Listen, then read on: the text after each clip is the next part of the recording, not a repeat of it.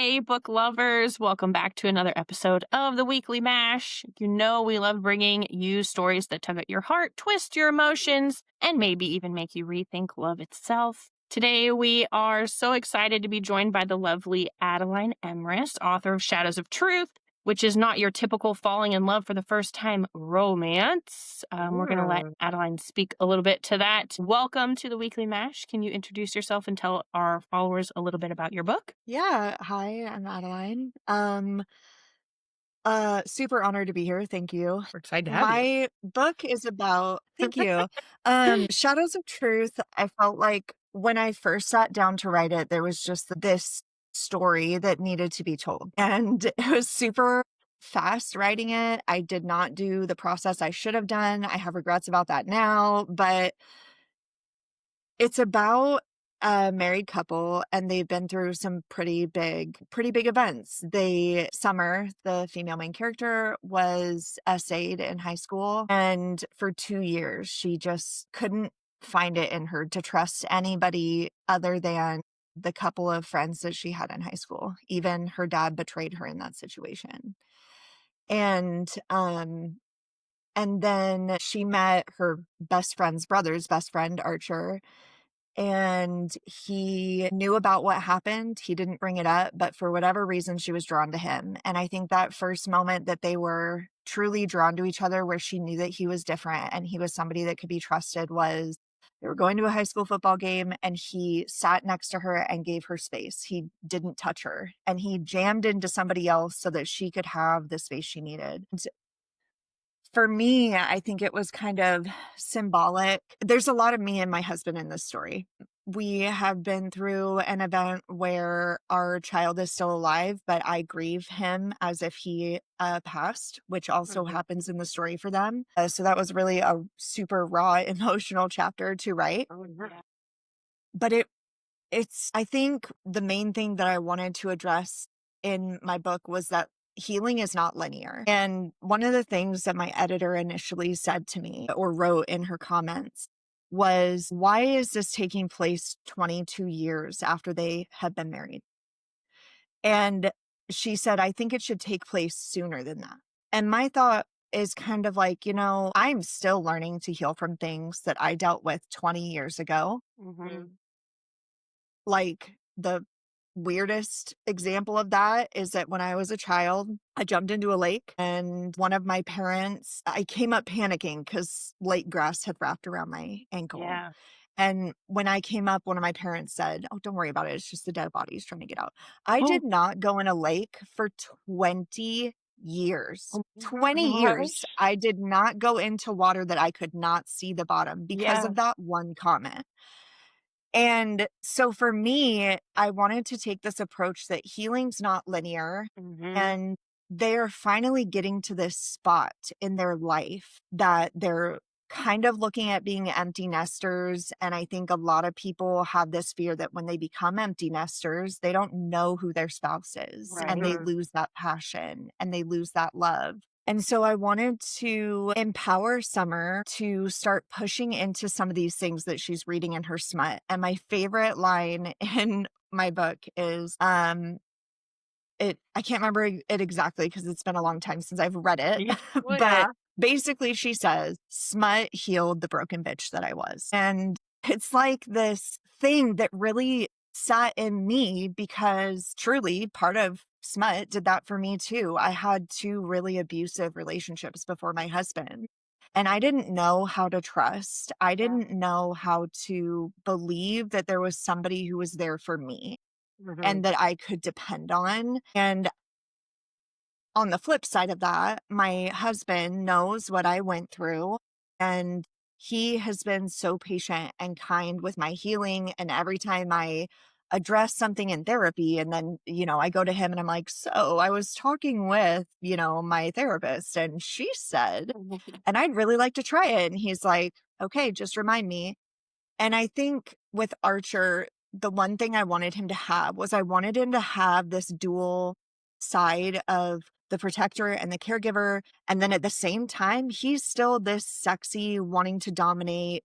At one point, he says, I want to break you so that I can rebuild you. And I feel like that's I'm something my sorry. husband did for me. And so, um, yeah, it's their journey into learning how to communicate things that they both need and do Yeah. it in a healthy way and be open to exploring and trusting one another when Archer's feeling really anxious about what she's asking for and what she's wanting. And then her best friend comes and says, "Hey, you have these manuals on her bookshelf. Go see what she's reading." And he Yeah. starts reading it and he's like, "I want to do that. There's no way I could do that." And so it's kind of like this learning to trust each other and just that if you stay open to it and if you know, really focus on that communicating and trusting your partner, where that can take you. Girlfriend, I've already Oof. got goosebumps. Man. Oh, So I have yeah. two And things. it's such a good reminder because there's so many stories that are like glossed over, rose-colored glasses. You don't see the Mhm. realness. So it's Yeah. refreshing knowing that there's something out there that you created that has that realness that people can relate to. Well, number one, I'm pretty sure we're like the same people on different sides of the state because my uncle took us to a lake nearby and I jumped in the lake and I'm afraid of water. I've always been afraid of water, okay? Same thing. The stupid seagrass, lake grass stuff touched my foot and they said it's probably the dead bodies. Well, guess what? Yeah. There was a dead body found in that cove like 2 days later. Yes, Yeah. Shut the F up. I would seriously. lose my mind.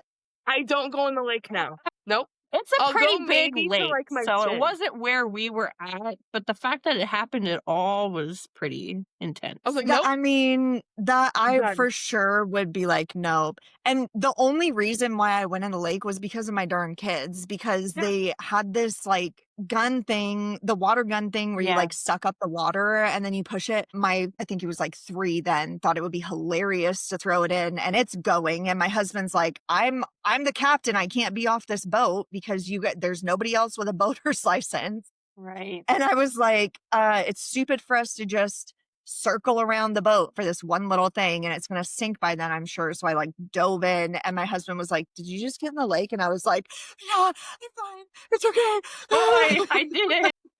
That's me. And then the second part I wanted to touch on was the smut healing thing. Because I've said this in a couple of the episodes. I've like literally been diagnosed with a severe anxiety disorder. And I've tried treatment, I've tried meds, I've tried all the things. And my goal was to get off all of my medicine because I don't like the way it makes me feel. And that's when I started picking up books again. Because well, not really again. That's when I started picking up books because I never read. And it was literally like the dark romance and the smutty books that Yeah. I feel helped me get to that point where I'm comfortable not taking. I had 2 rescue meds and I don't have to take those anymore. And I'm almost all the way off of my daily med because I read. I don't need it anymore. So I totally get Yeah. both of those. Yeah. Girl, I I'm mean, ready.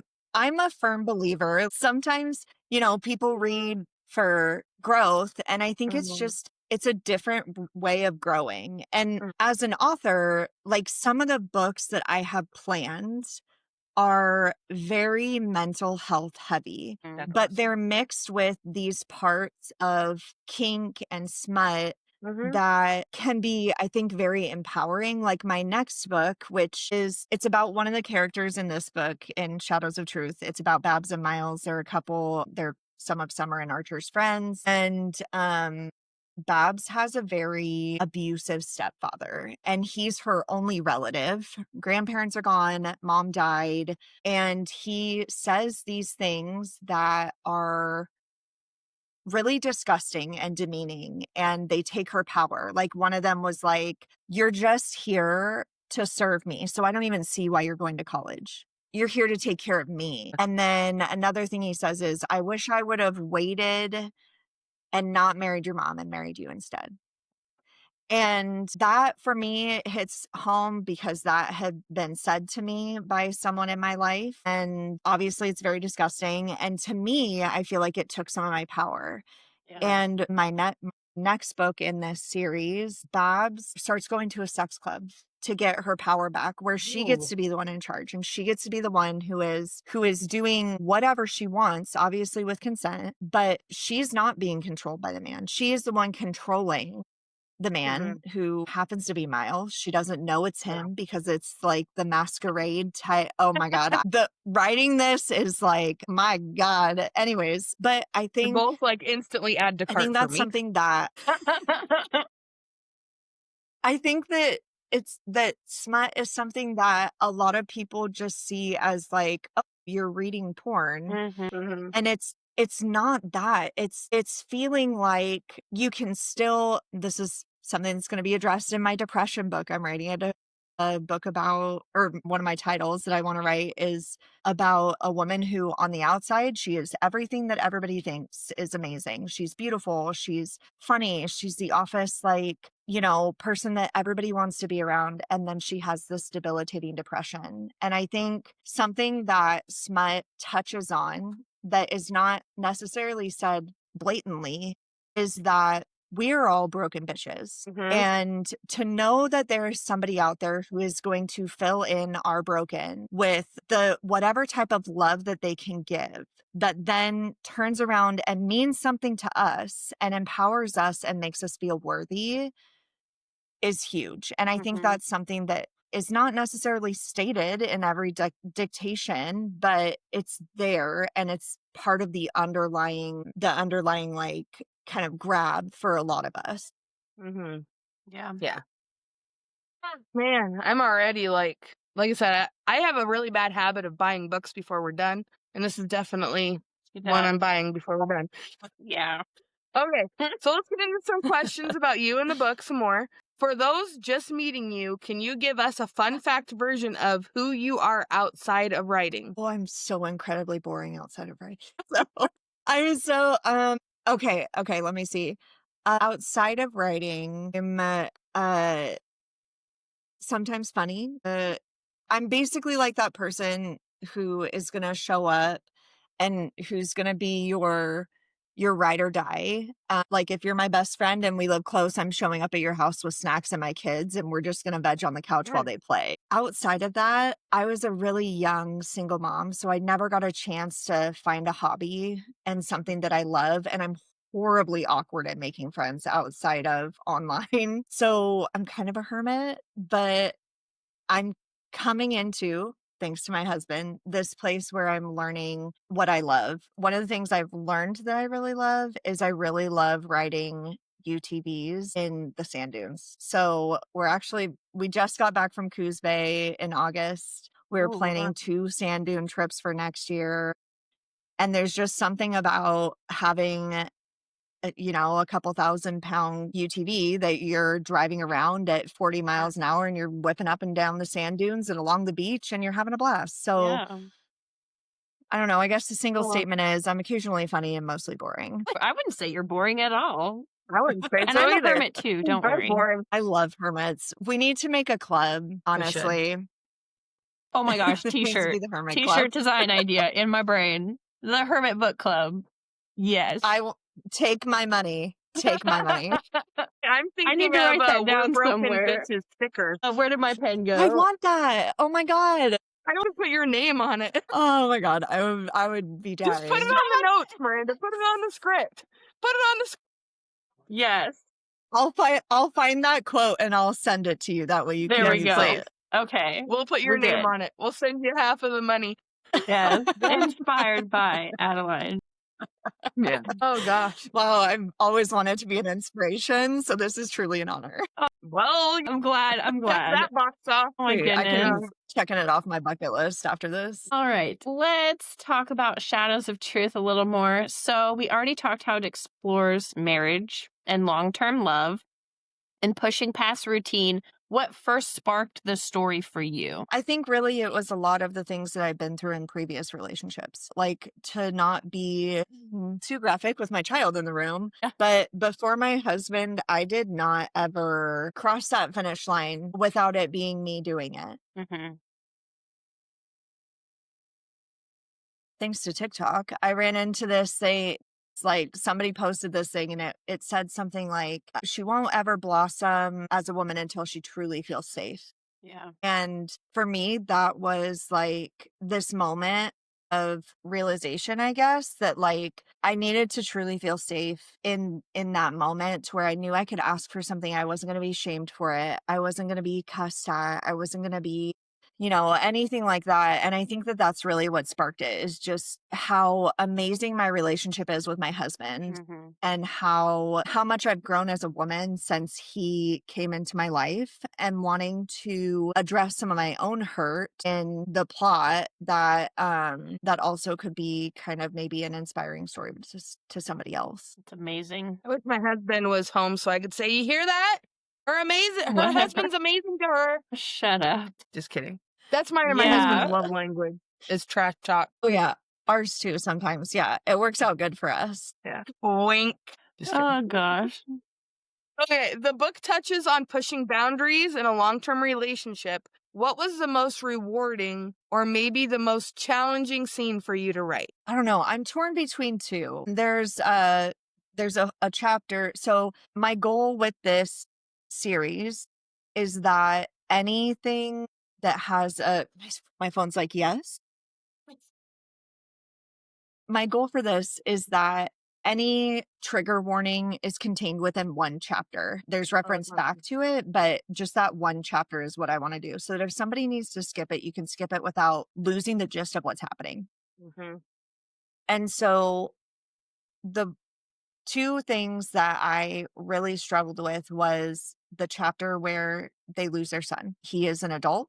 He has gone off to war and he is KIA. That was incredibly hard because with what we went through as parents with our oldest, the moment that we separated for reasons that are sensitive, and it was truly best for everybody else, but the moment that we separated, I cried for a week, just feeling like in order to keep everybody safe, I had lost him. And a lot of the stuff there has to do with some severe behavioral challenges where everybody in our house was not safe because of that situation. So that was really, really hard because it was like everything I felt, all of that pain and that loss, that's what was in there. And when I even came up with adding that in and adding it to the struggles that they were going to have and have to overcome and learn how to laugh again and how to live again. Like they live on this big property and they have a meadow and a little river creek thing that goes through. And they used to spend a ton of time out there. And after he died, Summer couldn't go out to that place for 2 years. And she felt guilty for laughing and for living and trying to figure out how to move on and still be okay with life after he was gone. And I think that was like one of the hardest parts to write. And the other hardest part was towards the end of the book, Archer takes Summer on this vacation. It's a vacation that he planned for their anniversary. She has no idea about it. And she's a bigger girl like me. I mean, I'm not huge, but I'm not okay with where I'm at. And so she always struggles with when people are looking at her when she's eating or feeling confident in what she's wearing. And there was this scene where in the morning he told her, she was like kind of picking at her food. And he said, if you're gonna, I can see what you're thinking. And if that's the route you're going to go, I will do everything in my power to show you how beautiful you are. And they go about their day and then they're at dinner. And the same thing kind of happens because there's this table of young, dumb boys that are kind of snickering at her. And she sat down with the majority of their food. And then Archer was following behind her. And they were kind of like, oh, do you have enough food there? And she gets in her head about it. And Archer's like, fine. And he basically drags her home and he puts her in front of a mirror and they do some things. And he's like, we will continue this until you see how beautiful you are. And he makes her face the mirror. And there are some things that happen in that where I was like, okay, this is hot. But at the same time, it was really hard to write because I know if my husband did that with me, we would be there for days because I ain't going to see it. Yep. Yeah. It takes a lot. So that was kind of the other hard part because I know when I was writing it, I knew that at the end I had to accept the fact that she was going to see it and I had to let her see it and also experience that so that I could write it. Right. And you're beautiful. Shut your beautiful mouth. I know, I was just to say that.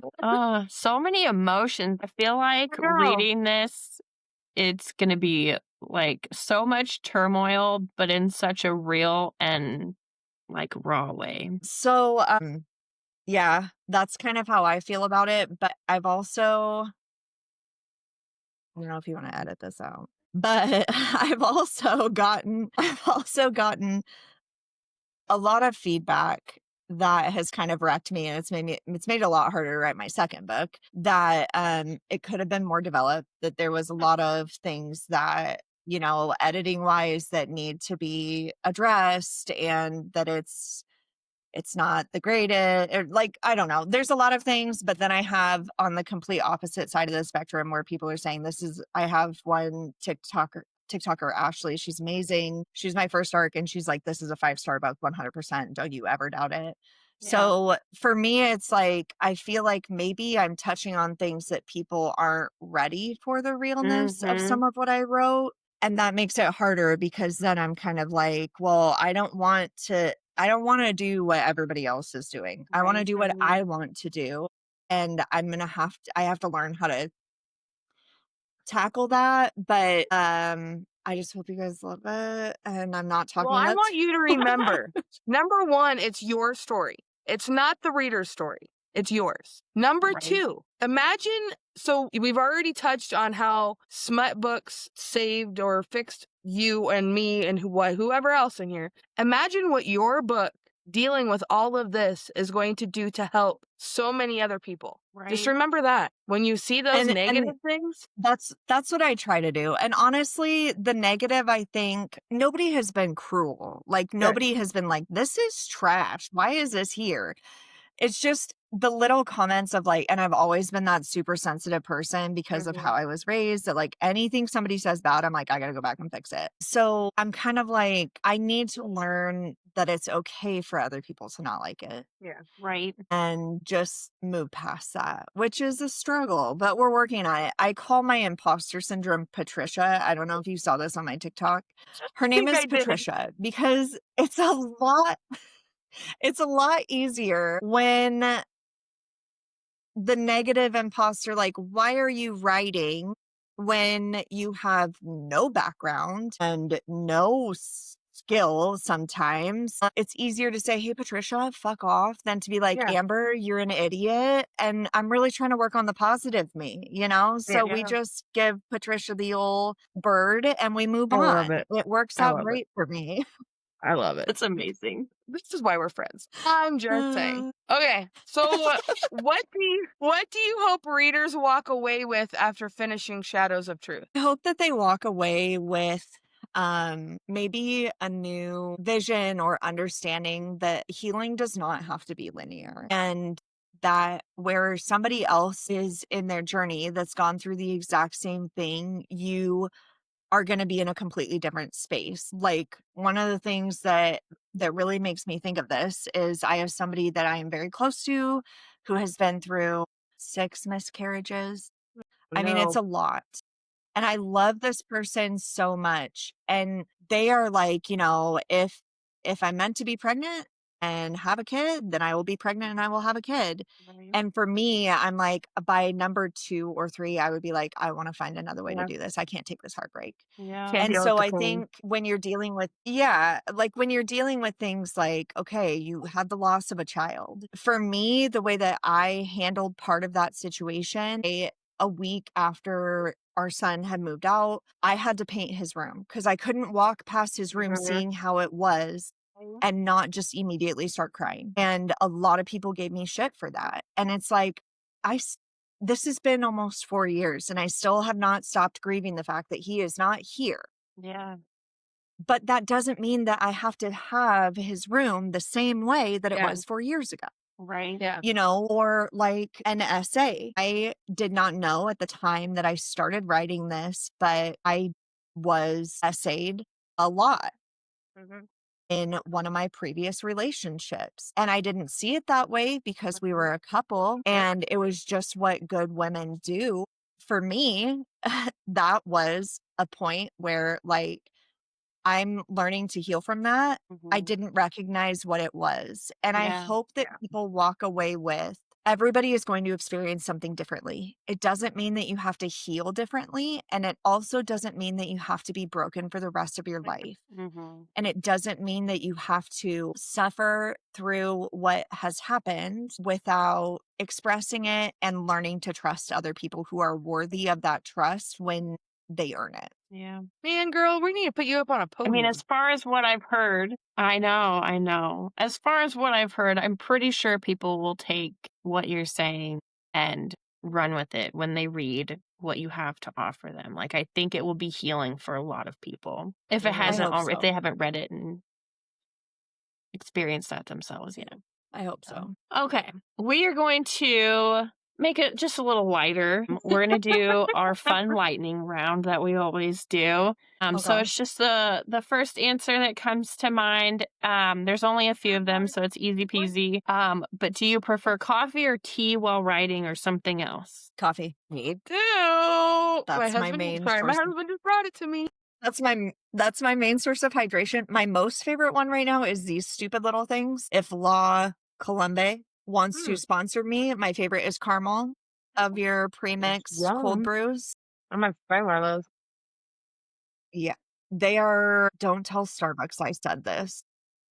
I won't tell him. It is more consistent and delicious than Starbucks. Okay, I don't drink coffee, but I'm going to throw it out there and say I believe that Starbucks is overrated, and I don't care if they don't like me for it. So my favorite drink at Starbucks, it's super simple, right? It's 3 shots. It's a little bit of caramel sauce and a little bit of cream. I don't need to like drink a whole Trenta freaking 64 ounces of coffee, but I want that flavor. I want that caffeine hit. And usually when I go, I have never been charged for it the same way.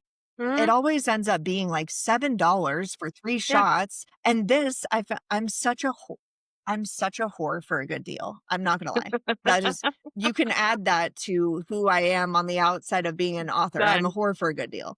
I was at on our trip to Coos Bay, we stopped at Safeway and found these for $1 each. And I was like, I went What? back 2 days later. I made my husband Yeah. stop. I had made my husband stop at every Safeway on the way back until I found them, because the 2 places that we stopped at initially were out of stock or didn't carry them, so that I could buy like 20 of them. Because I was That's so like, funny. and then I walk out with these 2 huge grocery bags of coffee, and he's like, "Do you need all of that?" And I was like, "Do you need Monster?" Yeah, I do. I Do know. you need to breathe right now?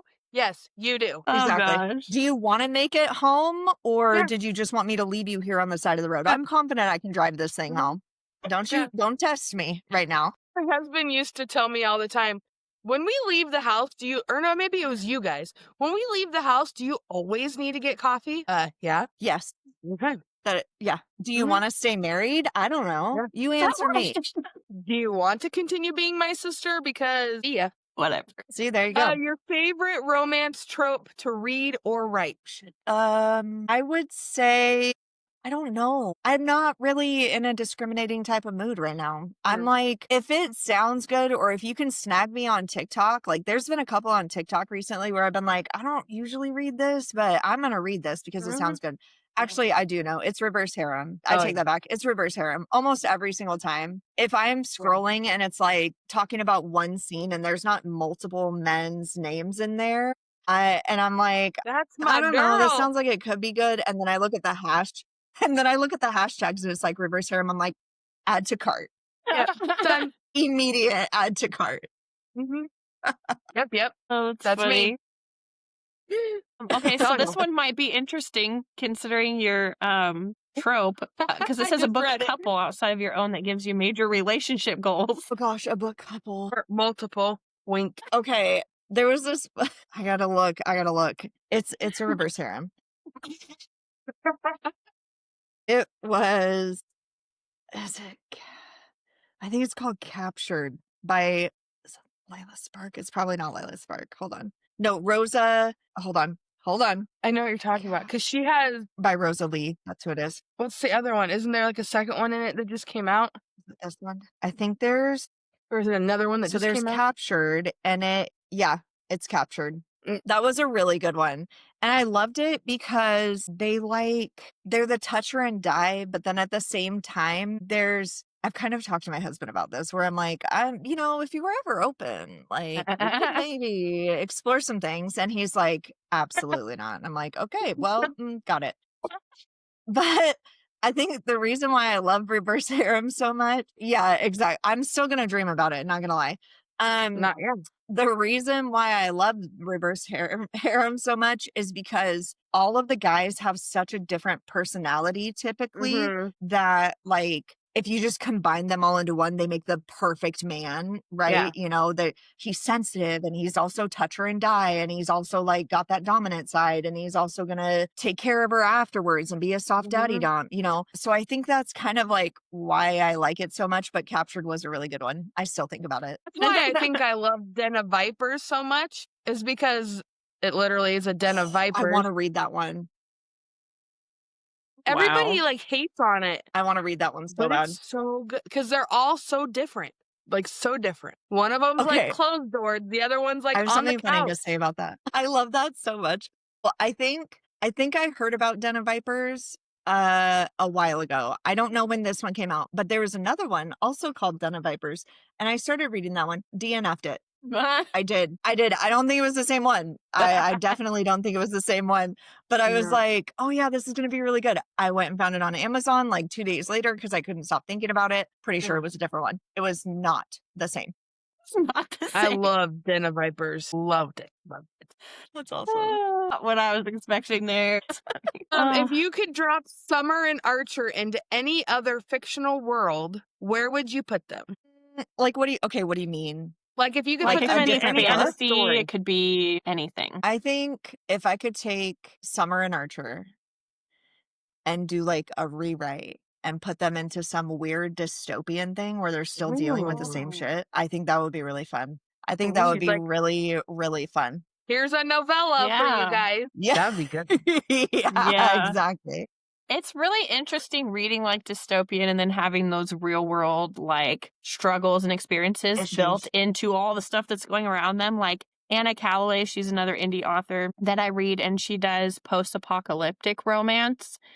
And you have those like real world experiences. Like in the first book, you have a woman that is pregnant and she leaves her abusive husband and ends up being found by this other guy. And so they're trying to like survive the post-apocalyptic world together. And so they're dealing with kind of the struggles that they had when they were in past relationships or like when they were younger, but also dealing with like the zombies and the other people. It's so good. So good. You're weird. That sounds really good. This is gonna be my hot take. I think that smut does not touch on enough realistic women a lot of the times. And I think that's why I wanted to make my characters so realistic. Like, obviously, you can't. I read this book. You guys need to have her on your podcast. She is incredible. VL Banks.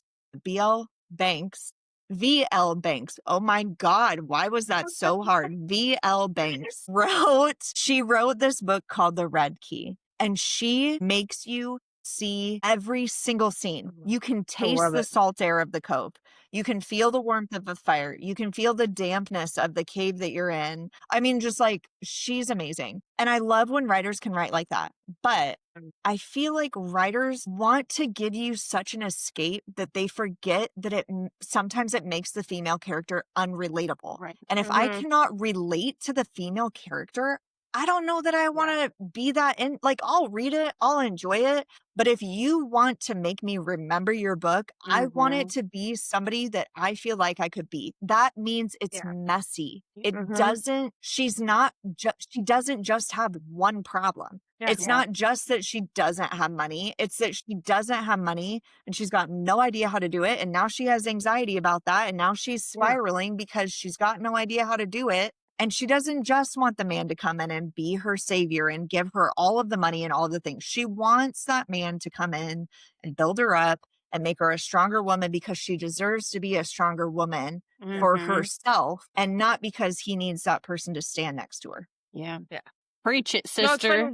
I was just talking about I got a book from Ashley Templin, Firefly Wishes. And it's funny because I loved this book, like absolutely loved it. But when I first started reading it, it's another, she's running away from the men who hurt her, the man who hurt her, and she needs a new identity kind of a book. And like, I love those books, but to me, like it's being used too much. So I'm like, okay, well, I'm just going to give it a shot.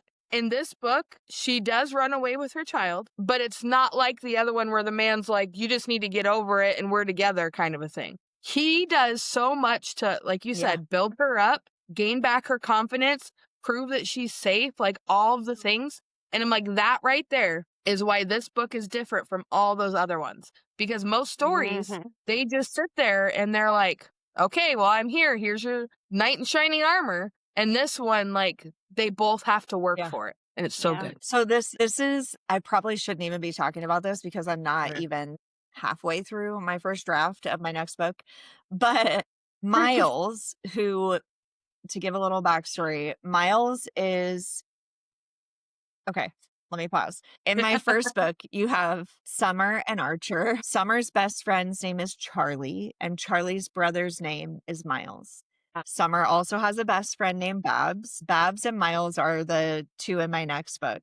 And one of the things that I love about Miles, when everything happened with Summer in high school, he took it upon himself to be her protector in high school without the intention of like, it wasn't like, I'm going to protect you because I love you and you need to be with me. It was, I'm going to protect you because you did not deserve to be hurt like this by somebody you should have trusted. Right. Yeah.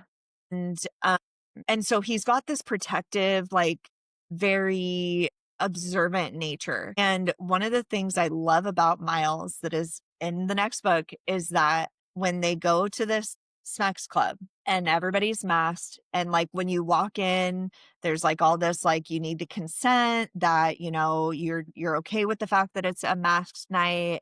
You are not going to like, you know, you understand, and everybody needs to say yes to everything. And when they go into a private room, he sees that she needs to be the one in control. And even though he is this very much like protective, dominant, I'm going to be here taking care of you, and, you know, like very much like I'm watching over you type of guy, he gives her that power to be the one in charge, to be the dominant one. He does everything without question. And it is like this thing that ultimately obviously ends up building their relationship to be much stronger than a lot of things. But he's not there to fix it all for her. He wants to see her grow into that power. Yes. I love That's that. gonna be good. I'm so excited.